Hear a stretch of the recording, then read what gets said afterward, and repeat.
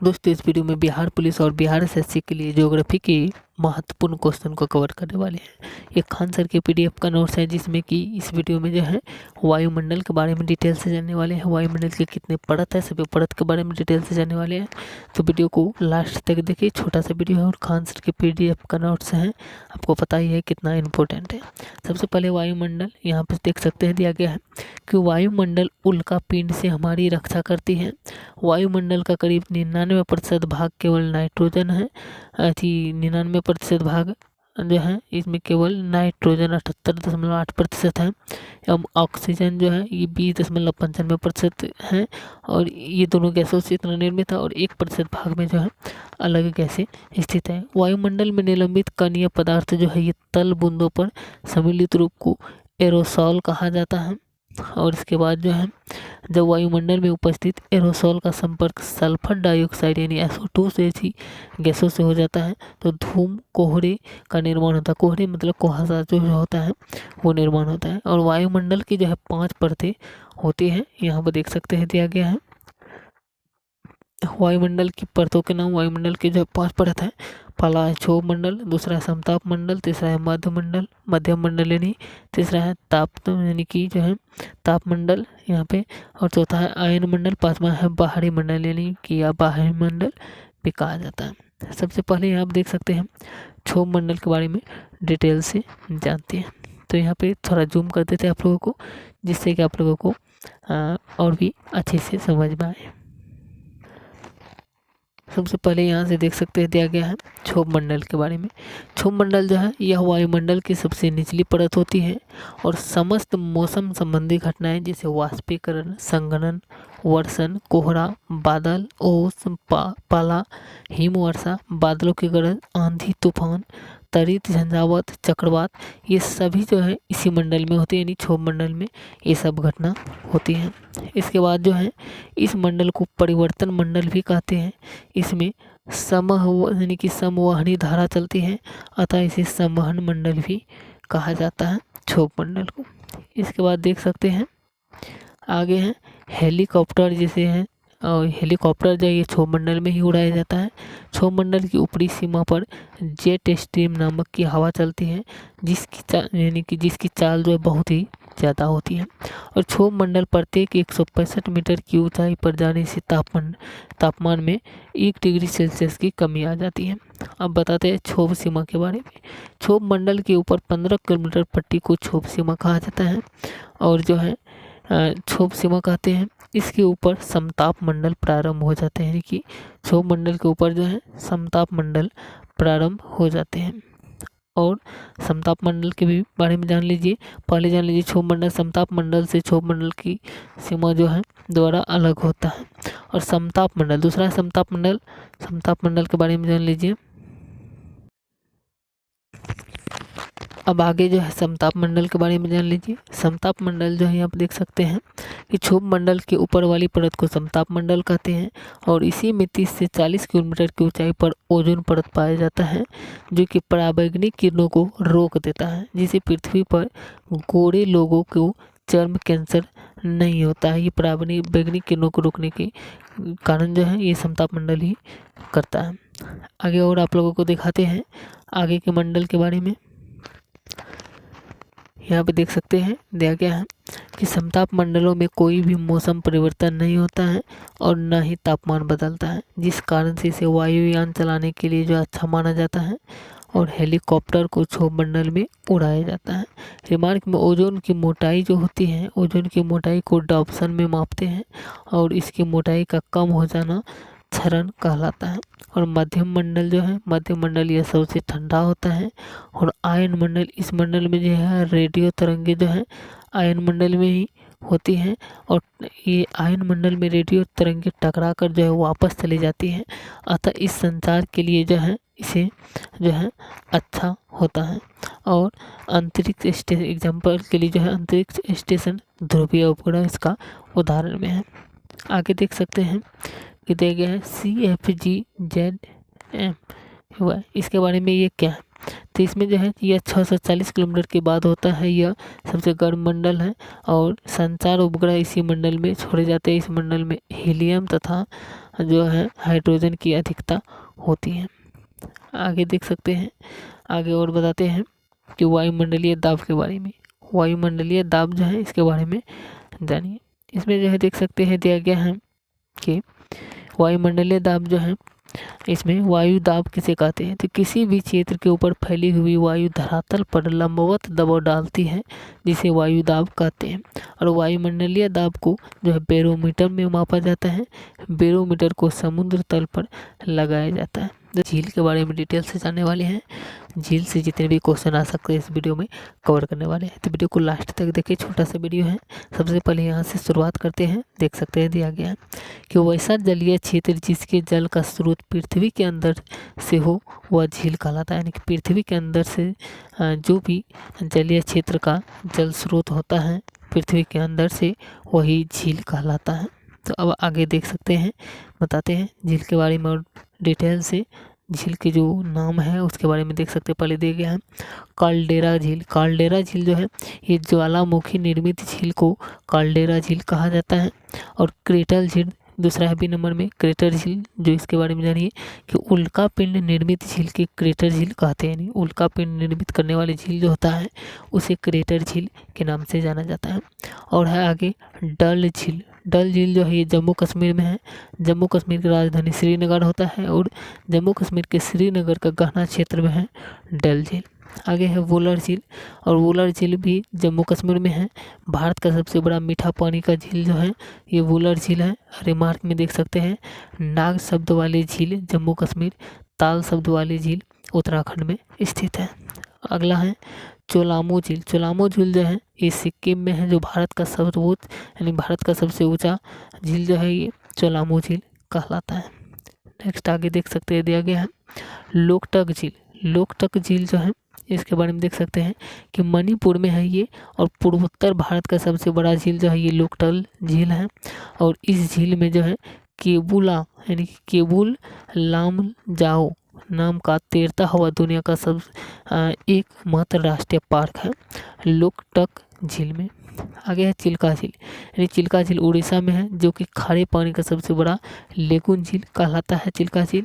और अगला है पुलिकट झील। पुलिकट झील आंध्र प्रदेश में है और तमिलनाडु के समीप पर है, और ये लेगून झील के नाम से जाना जाता है। इसका 84% भाग आंध्र प्रदेश में है और 16% भाग जो है तमिलनाडु में पड़ता है, यानी दोनों में ही पड़ता है। और यह झील जो है सतीश धवन उपग्रह प्रक्षेपण केंद्र के पास स्थित है। आगे है वेम्बनाड झील। वेम्बनाड झील जो है ये केरल भारत का सबसे लंबा झील है, वेम्बनाड झील। नेक्स्ट आगे देख सकते हैं सांभर झील। सांभर झील जो है ये राजस्थान में है, जो सर्वाधिक खारा झील कहलाता है सांभर झील। अगला है लोनार झील, जो कि महाराष्ट्र के क्रेटर निर्मित झील है लोनार झील। अगला है निजाम सागर झील, ये हैदराबाद में स्थित है। आगे है हुसैन सागर झील, ये भी हैदराबाद में स्थित है। कोलेरू झील जो है ये भी आंध्र प्रदेश लेंगुन झील है, जो कि आंध्र प्रदेश में लेंगुन झील के नाम से जाना जाता है। अगला है भोजताल झील, ये मध्य प्रदेश में है। अगला है उकाई झील। उकाई झील गुजरात में है स्थित है। नेक्स्ट आगे बता देते हैं आप लोगों को और कि अगला है डीडवाना झील या जयसमंद झील या पिछोला झील या राणा प्रताप सागर झील या जवाहर सागर झील, ये सभी जो है राजस्थान में ही है। राजस्थान में ये सभी झील हैं। डीडवाना झील राजस्थान में है, जयसमंद झील राजस्थान में है, और पिछोला झील राजस्थान में है, राणा प्रताप सागर झील राजस्थान में है, जवाहर सागर झील भी राजस्थान में है। आगे और दिखाते हैं, लास्ट तक बने रहिए चैनल पर, वीडियो पर पूरा देखिए वीडियो को। आगे देख सकते हैं दिया गया है रेणुका झील या चंद्रताल झील जो है ये हिमाचल प्रदेश में है, और वेरीनाग या शेषनाग या अनंतनाग झील जो है ये जम्मू कश्मीर में स्थित है। अब बताते हैं भारत की प्रमुख झीलें, जो डिटेल्स यहाँ पर भी और देख सकते हैं दिया गया है कि जम्मू कश्मीर में जो है, जम्मू कश्मीर में कौन सा झील है, तो जम्मू कश्मीर में अनंतनाग झील है, वेरीनाग झील है, शेषनाग झील है, नागिन झील है, विशनसर झील है, मानस बल झील है, डल झील, वुलर झील, ये सब जम्मू कश्मीर में है। अब आगे बताते हैं उत्तराखंड में कौन सा है। उत्तराखंड में जो है नैनीताल झील है, सातताल झील है, राकसताल झील है, मालाताल झील है, देवताल झील है, और नेकुछियाताल झील है, खुरपाताल झील है, रूपखंड झील है, कंकाल झील, ये सब जो है ये उत्तराखंड में स्थित है। हिमाचल प्रदेश में सूरजताल झील, चंद्रताल झील हिमाचल प्रदेश में है, और रामगढ़ताल झील जो है ये उत्तर प्रदेश में है। इसके बाद और आगे देख सकते हैं सिक्किम में जो है ये चेलमू झील जो है ये सिक्किम में है। मणिपुर में लोकटक झील है। राजस्थान में जो है राजसमंद झील, जयसमंद झील, फतेह सागर झील, डिडवाना झील जो है, सांभर झील जो है ये सब राजस्थान में है। और लोनार झील जो महाराष्ट्र में है। पेरियार झील, अष्टमुडी झील, वेम्बनाड झील जो है ये केरल में है, तीनों झील। और इसके बाद जो है आंध्र प्रदेश में केलुडू झील है, पुलिकट झील है, उड़ीसा में चिल्का झील है। और आगे दिखाते हैं झील में के महत्वपूर्ण तथ्य देख सकते हैं। क्वेश्चन किस तरह से पूछा जाए तो क्वेश्चन पूछा जाता है भारत के मीठे पानी की सबसे बड़ी झील ये है वुलर झील। भारत की खारे पानी की सबसे बड़ी झील ये है चिल्का झील। भारत की सबसे बड़ी खारे पानी की अंतःस्थलीय झील जो है ये सांभर झील है। भारत की सबसे बड़ी लेंगुन झील चिल्का झील है। भारत की सबसे लंबी झील जो है ये वेम्बनाड झील है।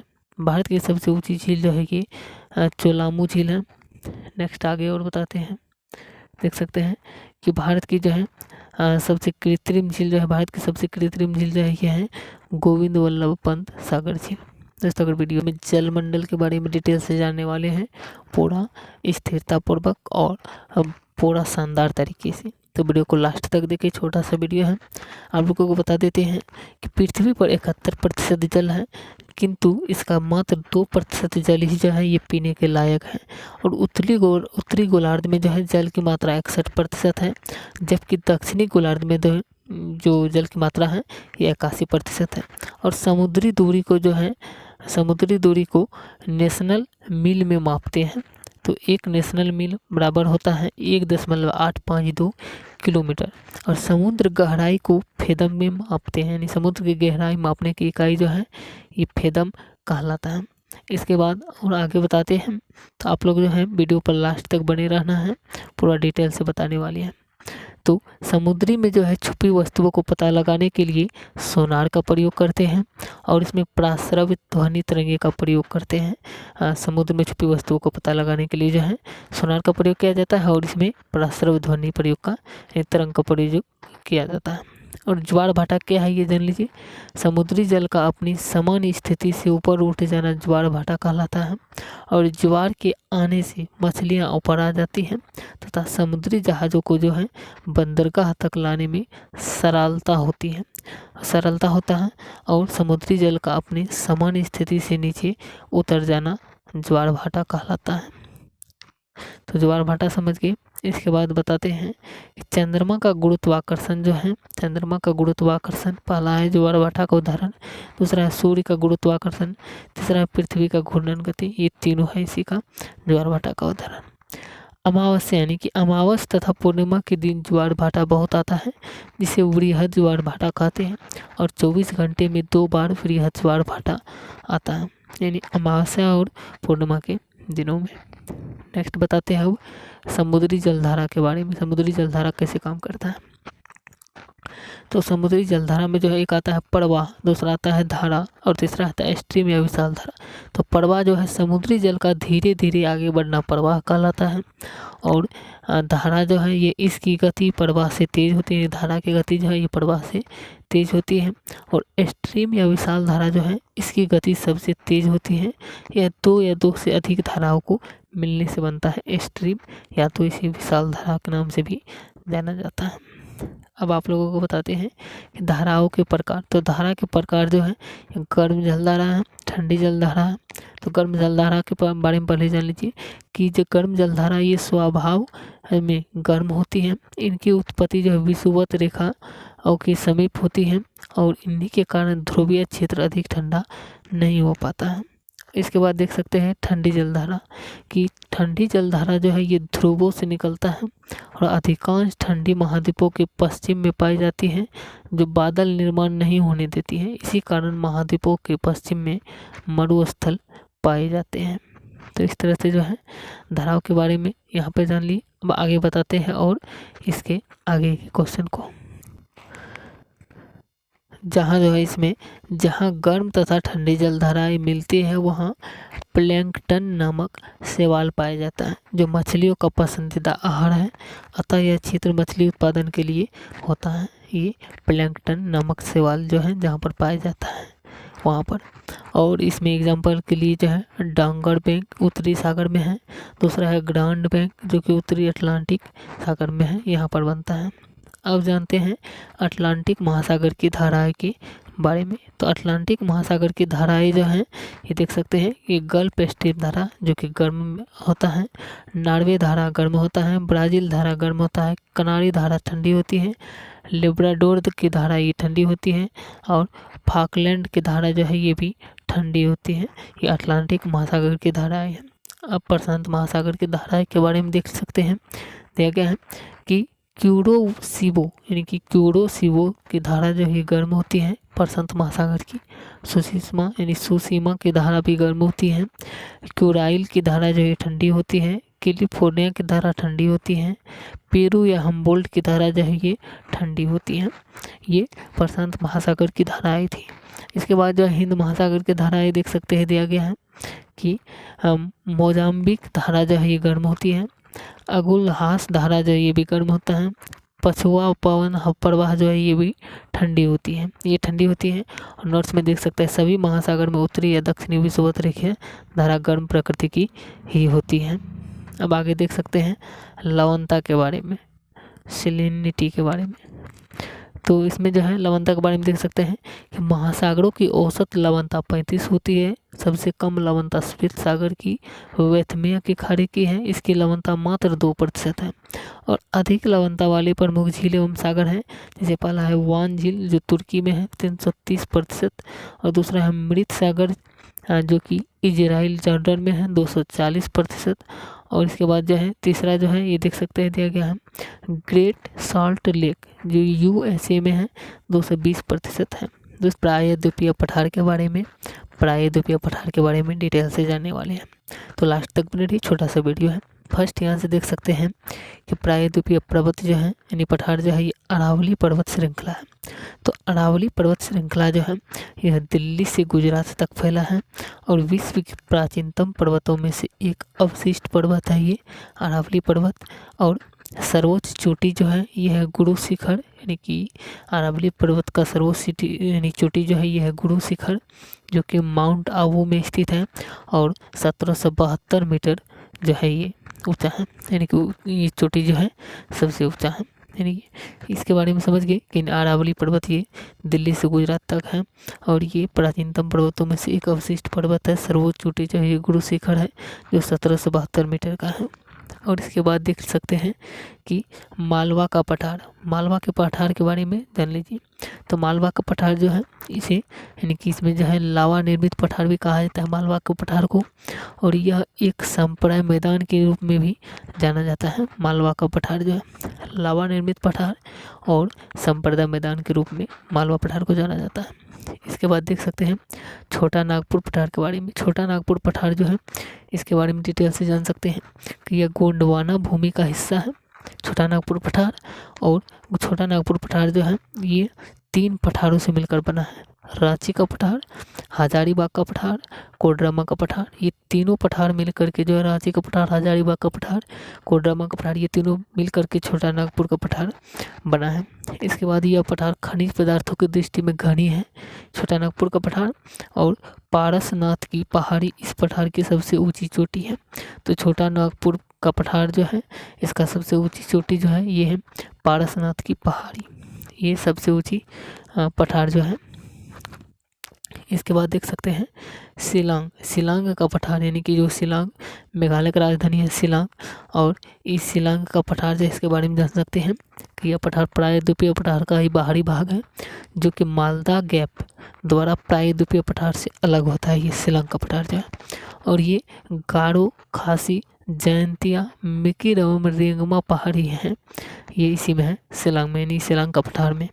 और विश्व का सर्वाधिक वर्षा वाला स्थान मासिनराम खासी पहाड़ियों में स्थित है, खासी पहाड़ियों में ही स्थित है मासिनराम जो है। मासिनराम जो मेघालय राज्य में है ये शिलांग का पठार में स्थित है, ये देख सकते हैं। इसके बाद आप लोगों को बता देते हैं सतपुड़ा पर्वतमाला। सतपुड़ा पर्वतमाला के बारे में डिटेल से जानिए। यह एक ब्लॉक पर्वत है। सतपुड़ा पर्वतमाला जो है यह एक ब्लॉक पर्वत है और इसके उत्तर किनारे पर नर्मदा नदी है और दक्षिण किनारे पर जो है ये तापी नदी घाटी है। तो आप लोग जान लिए सतपुड़ा पर्वतमाला में जो है उत्तर में जो है ये नर्मदा नदी है और दक्षिण किनारे पर जो है तापी नदी घाटी है।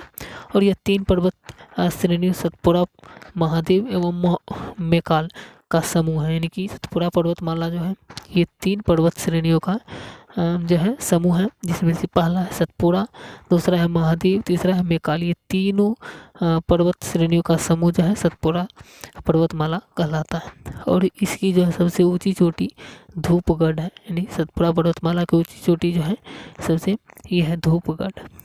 अब जान लीजिए मैकाल पहाड़ी के बारे में। मैकाल पहाड़ी में जो है इसकी सर्वोच्च शिखर अमरकंटक है। मैकाल पहाड़ी की सर्वोच्च शिखर जो है ये अमरकंटक है। और दक्कन का पठार जो है इसका निर्माण ज्वालामुखी क्रिया द्वारा जमा किए गए लावा से हुआ था। दक्कन का पठार जो है ये ज्वालामुखी क्रिया के द्वारा जो है जमा किए गए लावा जो हुआ था उसी का द्वारा जो है इसका निर्माण हुआ था दक्कन का पठार का। इसके बाद कर्नाटक का पठार जो है ये बाबा बुदन की पहाड़ियाँ इसी पठार का एक भाग है। यानी बाबा बुदन की पहाड़ियाँ जो है ये कर्नाटक का पठार का जो है इसी का एक भाग है। इसके बाद देख सकते हैं आंध्र प्रदेश का पठार। आंध्र प्रदेश का पठार जो है आंध्र प्रदेश के पठार के अंतर्गत रायलसीमा यानी कि रायलसीमा का पठार तथा तेलंगाना का पठार को शामिल किया गया है। ये आंध्र प्रदेश का पठार में ही शामिल किया गया है ये दोनों पठार को, यानी कि रायलसीमा का पठार और तेलंगाना का पठार। कृष्णा नदी बेसिन के दक्षिण के पठारी क्षेत्र को रायलसीमा का पठार कहते हैं। तो रायलसीमा का पठार जो है ये कृष्णा नदी बेसिन के जो दक्षिण के पठारी क्षेत्र जो है उसी को कहा जाता है। तो दोस्तों इस वीडियो में जो है आप लोगों को प्राय द्वीपीय पठार के बारे में डिटेल से बताइए। अगर वीडियो अच्छी लगी है तो वीडियो को जरूर लाइक शेयर करिए और चैनल को भी सब्सक्राइब जरूर करिए। मिलते हैं नेक्स्ट वीडियो में। जय हिंद।